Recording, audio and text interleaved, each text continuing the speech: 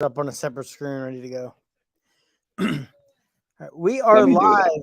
Welcome back to Penn State Voice of College Football. As always, Marty Lee from Diaries.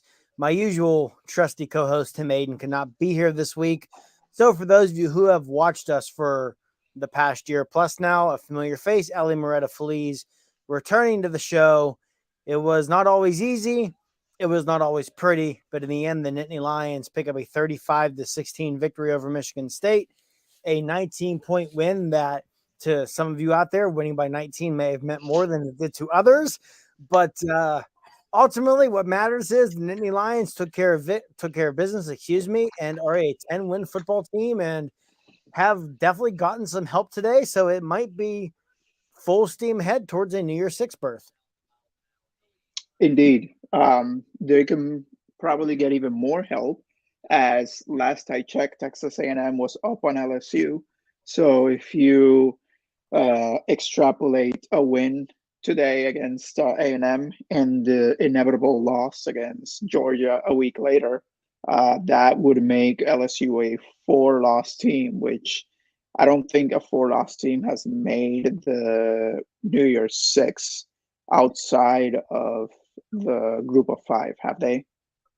I don't think so. I mean, this year that may happen regardless.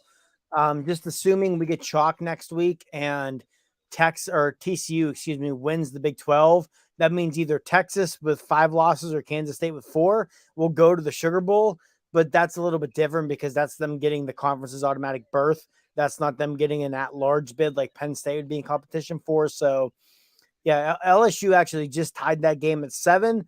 But agree with you, if Texas A&M could pull it out, that would definitely do a lot of good for Penn State. Odds are, if LSU or Tennessee lose tonight, you can feel comfortable shooing Penn State into, at worst, the Cotton Bowl, potentially the Orange. And the Rose Bowl, I think still might be on the table, but that is something we can get into a little bit later on. As for the game itself, it was not always easy for Penn State. It was a very Michigan State type of game for them. Um, Jump out to an early lead. It looks like you're going to roll. You're winning 21-3 in the late third, early fourth quarter when Abdul Carter comes very close to a pick six that would have made it 28-3. To the Spartans' credit, though, they were able to rebound from that and score 13 unanswered to pull within 21-16 before Penn State put it away. I would be remiss if I didn't mention it as probably the world's biggest Sean Clifford critic. Tip of the cap to him. He had some shaky moments early in the game, but in his final career start at Beaver Stadium, goes 19 of 24, throws 4 touchdowns, finishes the game with, I believe, 13 consecutive completions. That number may have improved. I know he at least had hit 13 in a row at one point towards the end. He tip of the cap to him going out in a strong way at Beaver Stadium. And, he's got to feel good. A lot of criticism has been thrown at him in his career, including by myself. And to his credit, he came out, he finished strong, and he helped the Nittany Lions pick up a victory over Michigan State and get them their second 10-win victory in his 4 years as the starting quarterback. Yeah, I'll start with this particular game, right? Yeah, to confirm, it was he ended the game with 13 straight completions. Had he had two more, he would have JT Barretted his way into this win. But I think you didn't see the whole Sean Clifford experience, right? Because he had no turnovers in this one, but you almost saw the whole Sean Clifford experience, right? You had moments, especially in the third quarter, where the Sean Clifford we all love to hate showed up for a little bit. Um, in fact, I believe the odd quarters were bad Clifford, and then the even quarters were good Clifford. Um, so it is good to see that he will end his career on a good note. Despite Michigan State's best efforts, Penn State will get 10 wins. They'll hopefully have a New Year's Six bid in their hands. And, on a larger scale, I will say this, right? not to not to burn too many buildings out there with what I'm about to say, but Trace McSorley means a lot to the Penn State program. He is the face of the Nittany Lion resurgence after everyone basically left the team for dead almost 10 years ago. So he gets a lot of credit for reviving Penn State. I think Clifford will not be remembered as fondly as McSorley will, but he did a lot to keep the ship afloat, right? There is something that I think goes unnoticed when you take a team that has no business winning the conference and you do that, you mask a lot of deficiencies that the program had um, in that particular team. And I'm talking about 2016 here. Um, and all those deficiencies started to show up later on when the Saquon Barkleys and Miles Sanders and Trace McSorleys of the world were gone. And you started to see that, oh, actually, yeah, Penn State lacks depth and they can't miss on literally any prospect. Otherwise, the house of cards we've built crumbles. And during that time, Sean Clifford did his damn nearest to get Penn State to where it was and keep them where they remained. And even last season, right, when again the House of Cards fell out, you had basically Clifford put together with bubblegum and saran wrap and prevented the bottom from completely collapsing. So I think Clifford should be remembered fondly for different reasons than McSorley, but overall in his career, if you look at it from the macro level, right, he'll hold all the records that McSorley set not that long ago. He'll have as many 10-win seasons as McSorley did. He unfortunately didn't beat the right team on the way to those 10-win seasons, so no championships for him. But when we look at the program from the macro level with the expectations that we had in 2014 when James Franklin took this job, and to think that Penn State, in the 10 years that people said that it would take for them to even field a competitive team, to actually be in a position where they will not just have a competitive team, but a team capable of winning a championship in 2023. Um, Hats off to not just Clifford, of course, all the seniors who stuck around and basically made all this happen. But, we're talking about Clifford right now. So I know I will remember him fondly because I obviously am on the opposite end of the Sean Clifford debate. But turning that page, I am definitely excited to see LR. But we'll have plenty of time to talk about that during the offseason. Yeah, absolutely. And one thing with Sean, I will add to that, that's kind of crazy. And I feel like a lot of people don't realize this. If he can throw 3 touchdowns in whatever bowl game it is they wind up in, he will finish his career tied with Chad Henne for the 3rd most touchdown passes in Big Ten history. And if he can throw 4 like he did today, he will pass Henne.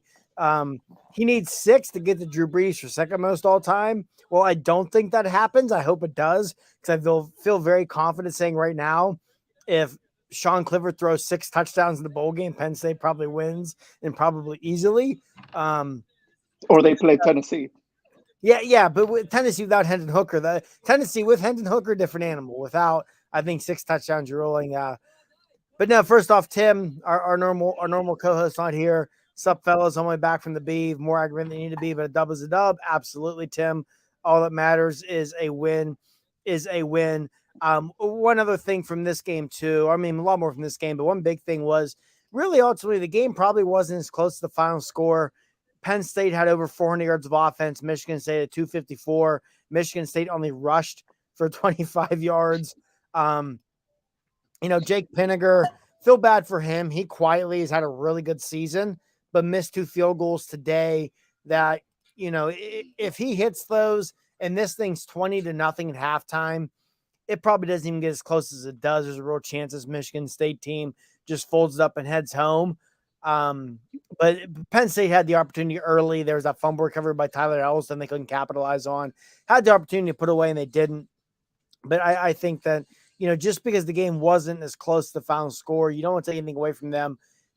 One guy who I thought today had just a tremendous game for Penn State, Keandre Lambert-Smith, a player they've probably been waiting on most of the season to really put it together. And I feel like he did today. Finished the game with 5 catches for 84 yards and a touchdown, including that touchdown put the game away, threw an absolute dime to Theo Johnson for a 40-yard touchdown pass.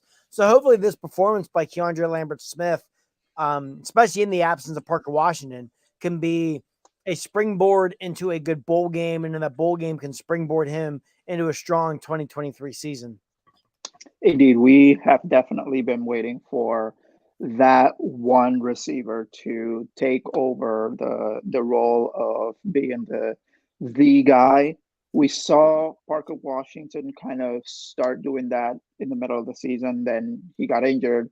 It's good to see that Lambert-Smith basically took the reins from Washington in his brief absence, because we're going to need both of them, assuming that Parker Washington returns. We can safely assume that Lambert-Smith will. We will need them to help a young quarterback out.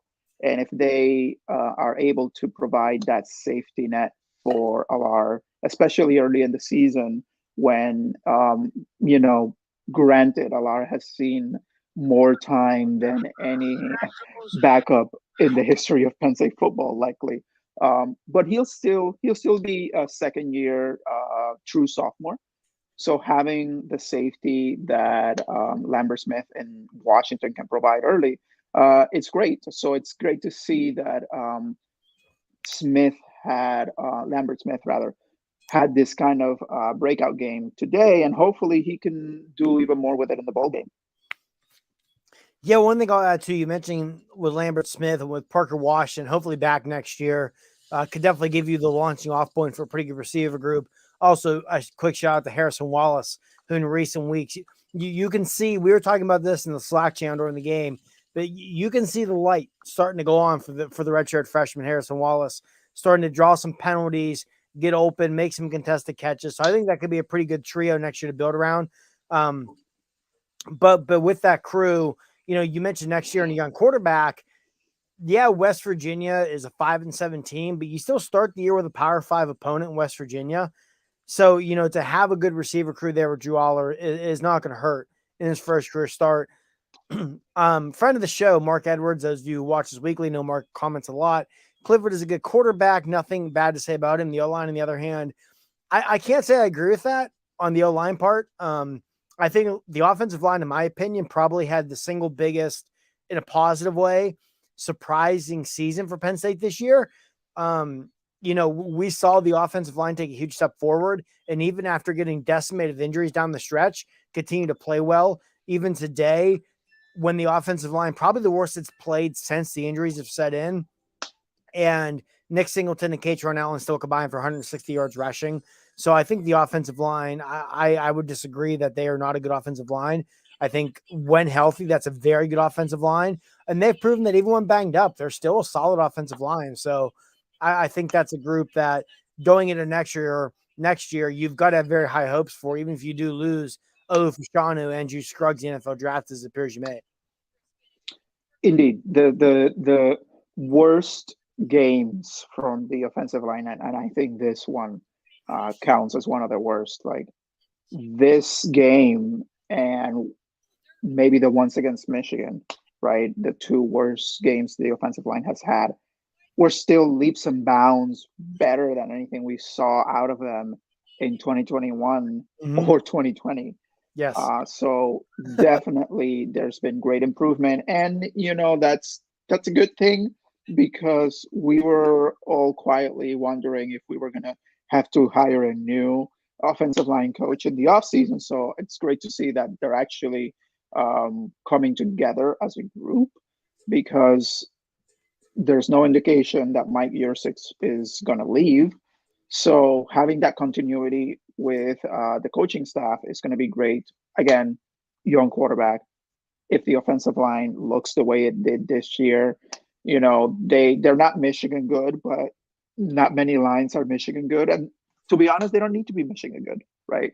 Michigan runs a very specific kind of offense that requires their line to hold up. But Penn State wants to, you know, I think I saw this on Twitter somewhere or maybe in the Slack channel, right?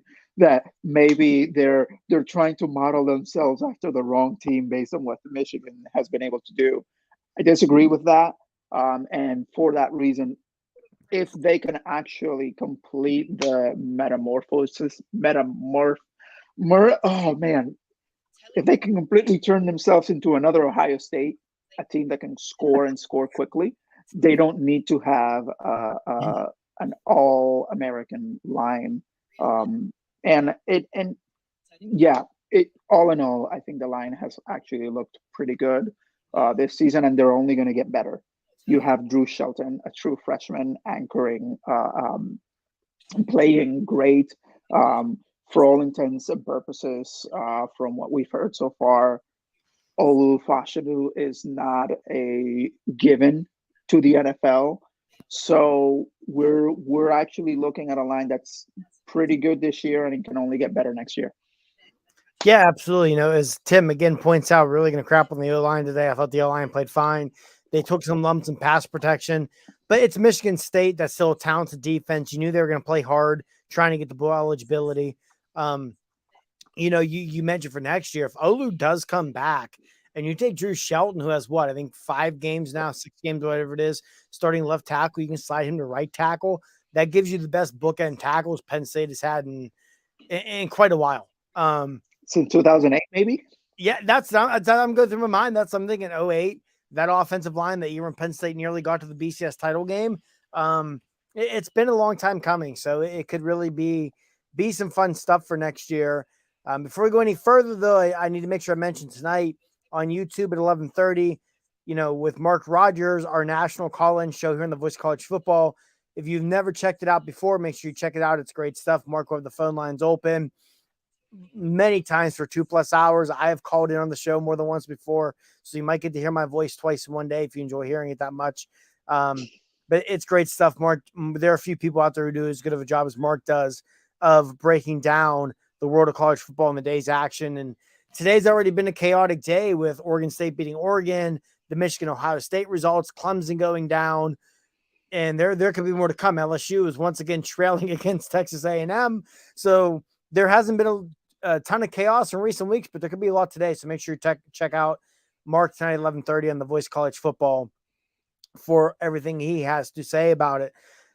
But to circle back to Penn State's game today, so they talked about on the broadcast today, Katron Allen and Nick Singleton, the first freshman duo to rush for over 700 yards each since Todd Gurley was at Georgia. Coming out of the game today, Nick Singleton is at 951 yards. So safe to say he will get to 1,000 in the bowl game. Katron Allen's at 830. So it would take one heck of an effort in the bowl game to get to 1,000, but certainly doable. Regardless, it seems very likely that coming out of the bowl game, Penn State will have 2 freshman running backs, one with 1,000 yards rushing, one with 900, which is just remarkable with where you look where this running game was at last year, as you had mentioned. And as to the excitement for next year, win or lose in whatever bowl game they end up in, Penn State is going to go into this offseason with more excitement and more buzz around this program than we've seen in an offseason probably since going into 2017. I think going into 2020, it would have been similar, but, COVID had to go and ruin that for all of us.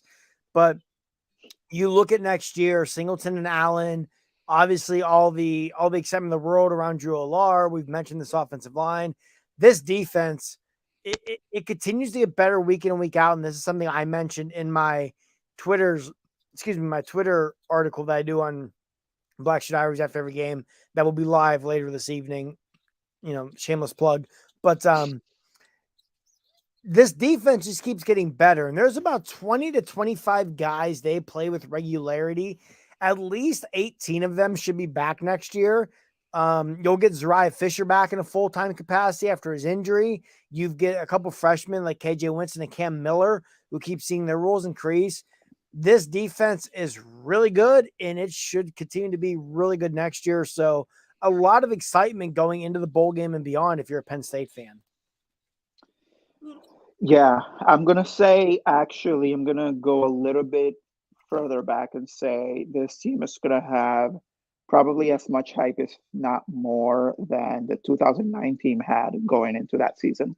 That's a They lot. were ranked in the top 5. I think they were ranked actually like 5th to start the season. And I would not be surprised if Penn State, with how much they'll have returning, mostly due to the fact that the bulk of the people returning aren't even eligible for the NFL draft. So Penn State is not even at risk of losing people to the draft. With that much returning, with a quarterback, as we mentioned before, who has seen so much game time already for a true freshman without actually starting. 2 running backs that, if all goes well, would combine for 2,000 yards if they happen to rush for, however, I guess they have to rush for 300 yards combined in order to reach it, but that's not out of the question. And a defense that, as you said, just kept getting better as the year went along. And once again, if all goes well, they would lose 3 people, barring anyone choosing to go early. And you then go into the offensive side and you have, again, Olu might return. The bulk of the line, we already had a couple of folks say that they're going to return. We're waiting on the decision on Parker Washington. You might return a good chunk of a team that already won 10 wins. This team is going to have a ton of hype. And that's before you even take a look at the schedule and notice that Penn State gets a gift after a bye week, which seems to be their kryptonite. And you get Michigan at home later in the season, right? And things could go pretty well, not to get too ahead of ourselves here, but this is an off season that will be full of excitement.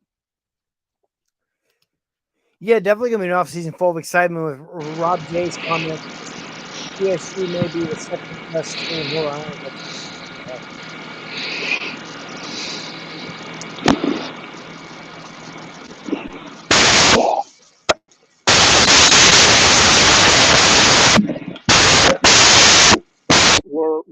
We're Penn State fans at heart. There we go. We were right there. I don't know what that was. No, sorry, but I have no idea what that horrific noise was. Apologize. Apparently there was video running somewhere in the background of my computer, but no, Rob J, Rob J, PSG may be the second best team in the Big Ten next year with Aller. Yeah, I mean, I won't be surprised to see Penn State be right there with Michigan and Ohio State next year. Like you mentioned, the schedule sets up nicely. There's no reason they shouldn't be undefeated when they go to Columbus. They get Michigan at home, which is nice. We get a comment here from Jared, another Michigan fan who is a loyal listener to the show. One thing this year, Ellie, we've picked up a lot of Michigan fans who listen to us weekly, and hey, we love it. You want to come learn about Penn State as a Big Ten fan, come check us out. I think Penn State beats Ohio State next year. I hope you're right. The Michigan Penn State night game will be nuts. I don't think it'll be a night game because it's in November. So Jim Harbaugh by Big Ten rules would have to sign off on the kickoff being at night. But in central Pennsylvania in November, if you kick off at 3:30, most of that game will be at night. So that might be a way to do it. But yeah, this is a team that should, as we've said, have a lot of excitement next year. And again, I think today you look We talked specifically the defense. You're going to lose PJ Mustafa. You're going to lose Tig Brown. Nick Tarburton and Devon Elise walked today for senior day, so it looks like you're going to lose them. And Joey Porter Jr. is going to go pro. But outside of that, maybe Curtis Jacobs. Otherwise, everyone of importance is back. And Ellie, you mentioned how a lot of these guys aren't even draft eligible yet. What's most encouraging to me is a lot of those true playmakers who could be borderline elite players. Not only are they not draft eligible, they're true freshmen. So this could be the start of a 2-year run like we saw in 16 and 17, where you go, 23-4 or whatever it was over those 2 years, win a Big Ten title, push for the playoff. I think there's an argument to be made that the three best players on Penn State's roster are Nick Singleton, Kate Tornalla, and Abdul Carter, and they're all true freshmen. I'm not saying they are the three best players on the roster, but there's certainly an argument to be made. And then you factor in the excitement of a Drew Alar. You factor in what we saw from denied Dennis Sutton at times this year. And that hype train just keeps building and building. And, just tip of the cap to James Franklin for the way he's loaded this roster. Has another very good recruiting class coming in. You look at the offensive line that we've talked so much about. You have 2 5-star offensive linemen coming in January, both of which should be able to contribute next year if you need them to. So the pieces really are there. And I know I'm kind of over the board at the moment. I apologize for that. People, again, you listen to the show weekly, I tend to do this. But to circle back to today's game, one thing that was really encouraging to me, and we have said this on this show a lot this year, when they fell down when they fell to make it 21-16, so they're still leading, but went from 21-3, 21-16. This is a game that last year Penn State probably finds a way to screw it up and lose. We said that after the Northwestern game as well.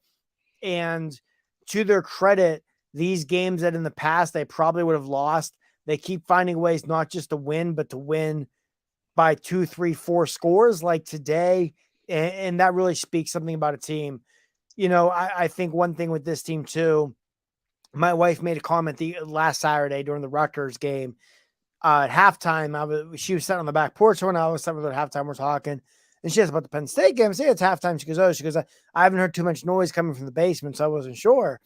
And I said to her, well, they really have handled business this year. They pretty much, outside of the 2 losses in the Purdue game, they've hammered everybody they've played. So you haven't always been super invested into the game, and that's not a bad thing. That's a sign of a good team coming out against inferior opponents and taking care of business instead of playing to the level of your competition, which is something we've seen too much from Penn State in the past. So again, tip of the cap to them for that, for coming out. And all year, when they've played bad teams, they've pummeled them. And that Purdue game, Purdue won the Big Ten West, and they're probably going to give Michigan all they can handle next weekend. That's a very good Purdue team that Penn State needed a late drive to beat. Every other team they beat this year, they just absolutely pummeled. And that's what good football teams do. We don't even have to theorize about how this game would have gone last season because we know how this game went last season, right? Penn State had a lead, and granted, Michigan State was the team who started out with a 14-0 lead, unlike Penn State. Basically the scripts flipped, right? Penn State was the one that closed it out, but Penn State actually got the lead last season. And what happened? They let Michigan State score on that god awful 4th down play, and the rest was history. So we know that Penn State lost this game last season. And I think that's the biggest difference when you look at the whole season. Yes, Ohio State and Michigan, but the more you start to think about it, the more you realize that, yes, Penn State has a dumb game that they have no business having every year. This year, that was the Michigan game, right? They allowed 400 yards rushing, something crazy like that. But everyone else that they played, with the exception of Northwestern in a literal hurricane, they just took care of business. And I like that when this game started having the potential of being one of those dumb games that Penn State has no business losing. They kept their composure.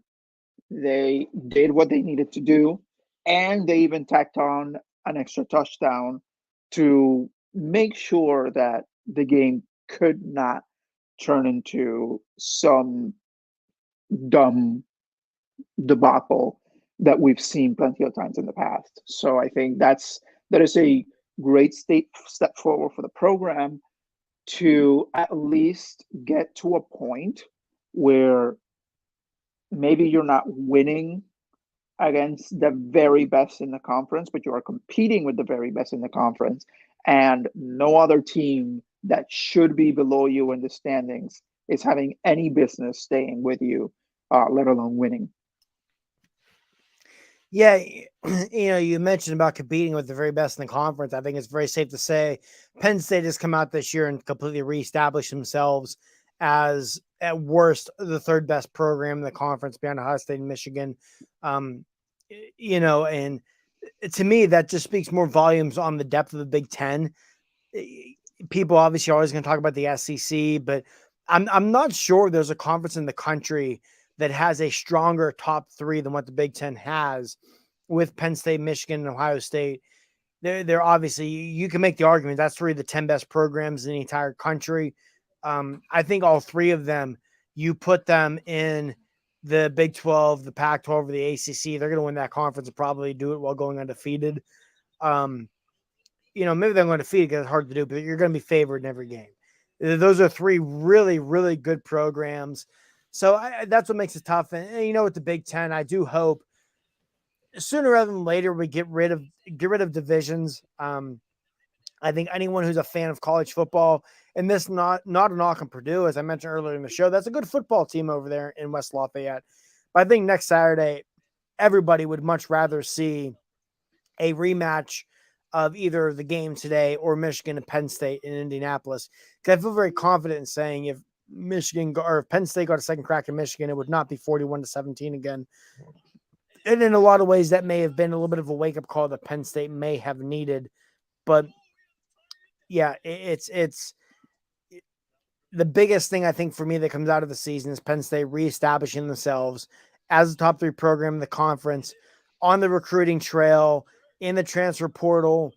You can point at 2020 now and tell kids, look, 2020 was a fluke due to COVID.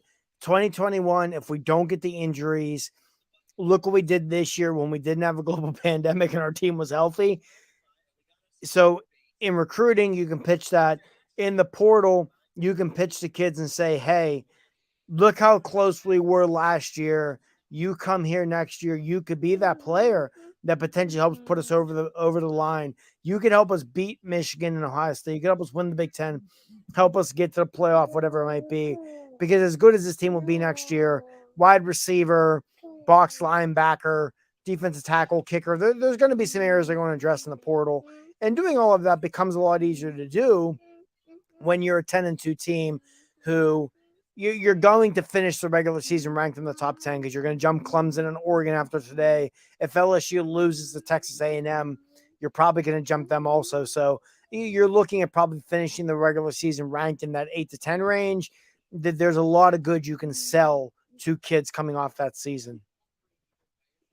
Yeah, it's wonderful the job that James Franklin has been able to do in the past two seasons in recruiting, whether it's a portal or high school players coming off mediocre to bad seasons.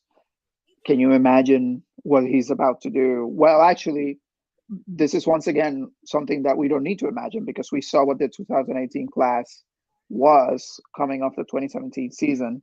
We saw what the 17 class was coming off the 16 season. So we're now the granted the 23 class is fairly wrapped up at this point, but this is momentum for the 24 class. And I know that there are some flips that we might see in the future, some decisions still to be made. But for the most part, the 23 class is good to go. But this is a springboard for, I guess, to be real honest, right? Like these kinds of seasons and the way NIL and the portal have, this is a good showing for whatever portal guys we may need this off season. That's the pitch, right? Um, it's going to help in 24, but it's also going to help that couple of players that will need to get to plug the holes that we might get, and that's where we might. This is the new age recruiting bump. It's not just recruiting in the high school player sense, but it's also recruiting the portal. Yeah, absolutely. You mentioned how it probably has a bigger impact in 2024, which is true. Having a good season always impacts the following recruiting class more than the current. When you look at the current, earlier this season, Penn, we'll finish some recruiting talk here to wrap up the show, but earlier this season, Penn State hosted four-star North Carolina linebacker commit Kavion Keys for an official visit. And all indications continue to be that Penn State feels very good about being able to flip Keys before signing day. Right now, four-star wide receiver Rodney Gallagher, who's committed to West Virginia, is on campus for a visit. Again, looks like one where Penn State could flip Gallagher and finish the season strong. You still can see the impact in the now. Speaking of West Virginia, not to pile on the Mountaineers, but assuming Neil Brown is going to be fired, Caden Prather, who is their best receiver, one of the best receivers in the Big 12, there's a lot of indication that if Neil Brown is fired, he'll enter the transfer portal, and Penn State could be the destination. Player from DeMatha Catholic of Maryland that during his recruitment, Penn State was viewed as the leader for much of it when Jared Parker left Penn State to become the offense coordinator at West Virginia. Prather followed. So there definitely seems to be some opportunities out there to still pounce. Looks like Christopher Johnson, a four-star running back out of Florida, will probably official visit in December when a lot of the commits are on campus, which peer recruiting tends to be your best recruiting. So that could be solid too. Yeah, there's the opportunity to finish this class strong. And, you mentioned earlier how good of a class Penn State signed last year, coming off of 11-11 over 2 years. And that class and the 2018 class, and for reference, 2018 class had guys like Odafe Owe, Micah Parsons, Pat Fryermuth, Jahan Dotson. That was a pretty talented group. Both finished tied for the highest ranked class James Franklin assigned. I tend to give the slightest of advantage to this most recent class because no knock on Will Levis. There's a big difference between the quarterback in your class being Drew Aller and Will Levis. So you sign that class, and now it looks like this cycle you're going to sign a top 10 to 12 class. That could be the best back-to-back classes James Franklin has signed. You start to stack those classes. That's how you take that next step as a program. So right now, everything is there for the taking for Penn State. Over the course of the next 12 to 24 calendar months, they have, to the credit of James Franklin, his staff, these players, they have set themselves up to be in a position to take that next step as a program. They were in this same position going into 2017. They failed to capitalize. Let's see if they can capitalize this time, because if they do, especially with that expanded college football playoff, they could be in position to really seize the moment as one of those absolute best programs in the country. And, with Penn State, especially now that it seems like they're getting their NIL stuff in order, you seem to have a really, really just home run hire at both athletic director and school president. It seems like everything is in place for Penn State to really take that step. So the ball's in their court, which to their credit, they've played to put themselves in that position. So let's see what they can do next year and beyond. And it's definitely a very exciting time to be a Penn State sports fan. Indeed. And I'd be remiss if I didn't mention, now that we're talking about Penn State sports, the basketball team is not too shabby either. Absolutely. So it Tim and I helps. always plug the basketball team at the end of every episode. Trust me. So I was leading us towards that. Indeed. I mean, and that also helps in recruiting, right? Like basketball players wants to go to a place where the sports culture is that of a success. Football players want to go to a place where they're successful. That feeds on itself as well. So, because you take a basketball player to a whiteout, you do great. You take during the off season as we approach the February signing day, you take a football player to a Thon game. It all feeds on itself, and I'm excited to see where Penn State will end up once these championship games wrap up in about a week. And hopefully, it's definitely going to be a place warm. Hopefully, it's a warm place that's also a New Year's Six Bowl. Yeah, we Tim and I really talked about with the basketball program. You mentioned it, being able to bring those players in to visit for a whiteout or vice versa. In the wintertime, if you can have a basketball program that has the BJC packed and you can bring football visitors in for that and then for wrestling, that makes a big difference. But yeah, the Penn State basketball team off to one of the best starts in quite a while. You're 6-1. You're going to be knocking on the door of the top 10 or the top 25, on Monday. You have a big game this week against Clemson. Take care of business there. You're set up to be in good shape. I know Tim and I plug the basketball coverage on Black Sheet Diaries all the time on here. Ellie plays as big of a role in that as anybody else. Without him, we would not have the great coverage due for Penn State basketball. So if you are interested in Penn State basketball, whether you're a lifetime sicko fan like the three of us who have suffered through a lot of really tough years, or you're jumping on the bandwagon now because the team's good, and I don't blame you for that one a bit at all, come check out Black Sheet Diaries. We've got you covered. Game previews, game recaps, open game threads. As basketball season revs up, we'll have more and more open pieces about the team throughout the week. Twitter coverage, whatever it may be. We put a lot of effort into our Penn State basketball coverage. And, as someone who's also a fan of the Pittsburgh Pirates, I get what it's like to root for a team that usually is terrible. But as I always say, when you root for a team that typically is not very good, when you have seasons like this, it makes it even more enjoyable. So that's where at this basketball program, I think this could be a really fun year. I expect them to make the NCAA tournament. I felt the way even coming into the year, and they have played even better than I anticipated thus far. So yeah, this should be a really fun year for the Penn State basketball team. Indeed, I can't wait to see how it all unfolds. And here we go. Taco Man is on board with us. Penn State basketball making the NCAA tournament. I hope you're right. From our lips to the basketball god's ears, my friend, because that would be the last time Penn State was in the NCAA tournament. There was just that brutal shot by Temple at the buzzer. And then there was 2020 when that team was probably good enough to legitimately make a Sweet 16 run or deeper. And a global pandemic stepped in and said, no, you can't have nice things. But no, I think that's about it. Again, we thank everybody out there as always. Tremendous participation in the comments tonight. We really appreciate it. This was one of our best shows all year in terms of live views during the show. Tim and I, or some combination of Black Shoe Diaries staff, will be back after the bowl game, whatever bowl game it is, to break things down. Probably will see us between now and then anyway to break down signing day in December. Check out Black Shoe Diaries. We've got you covered for Penn State football between now and the bowl game and beyond, for basketball, for wrestling, for hockey. Make sure tonight, if you're not busy at 11:30 and you're still awake, craving that college football buzz, especially on the last Saturday of the regular season, check out Mark's show for the voice of college football. Definitely a must watch. Even if you don't make it to 11:30 tomorrow morning when you go to the gym, get up to go for your morning run, your morning workout, whatever it might be, pull it up, give it a listen while you're doing that. That's good stuff as always. And big thank you to Ellie for stepping in tonight with Tim unable to go. And good day for Penn State. They're 10-2. And I don't think coming into the season, Ellie, you may have predicted Penn State to win 10 games because you're probably the most optimistic Penn State fan in the world. But outside of you, I feel like even the most optimistic Penn State fan probably did not predict 10 wins this season. So good stuff for the Nittany Lions.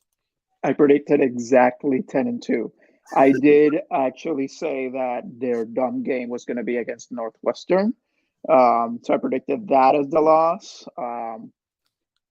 It wasn't half a dumb game. Northwestern game was still definitely a dumb game, so you weren't totally wrong on that front. Indeed. So yeah, I got the 10 right. Which the teams were for the 2, I didn't, but yeah, I will say this. I'm going to predict 10-2 next year too, because until they win more than 10 games, I'm going to predict 10-2. That's just what I'm going to do now. But yeah, thanks for having me. Of course, I love doing this, and maybe I'll make another cameo appearance after the bowl game. Sounds good. You're always more than welcome. Even Tim's available. We can always do a 3-man show to only improve it. But yeah, Indeed. again, thank you everybody for following along all regular season with us. If you're not already subscribed to the Penn State channel on the Voice College Football, please subscribe. We would love to get us to 600 subscribers by the bowl game. Let's do your best to make it happen. Even if you don't always listen to the show live, still feel free to subscribe. Listen to us afterwards. Even if you're not a Penn State fan, we get a lot of Michigan and Ohio State fans in our comments just because people like the Big Ten. Want to learn a bit more about Penn State? Don't blame them. Go ahead and check it out. And yeah, we will see you all probably after signing day. And after that, after the bowl game, have a good night, everybody.